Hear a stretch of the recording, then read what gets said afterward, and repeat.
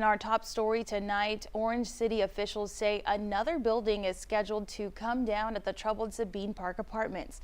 The city says during a substandard building hearing, an officer ordered Section 3 to be demolished, which includes 11 buildings and a parking lot. Now, 12 News has been following this story at the apartment since January of 2023 after residents complained that they'd been without months of running water when December freeze of 2022 caused pipes to burst. Now, 12 News reporter Ebony Coleman joins us in studio. And Ebony, you learned that they had already torn down parts of the building last year. Hey Gloria, I spoke to one of the residents still living in Section 2 at the Sabine Park apartments, and he's concerned his home could be next on the chopping block.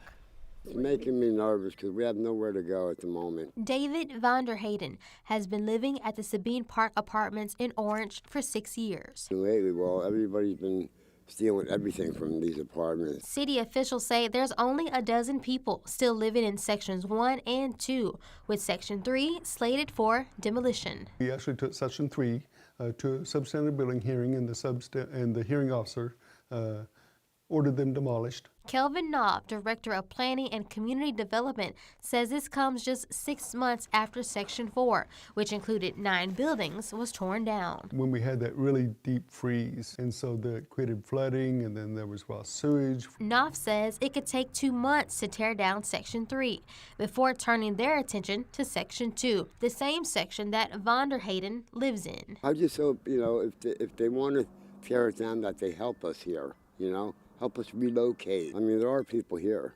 Knopf says there are plenty of affordable housing options available in Orange, and the city is here to help.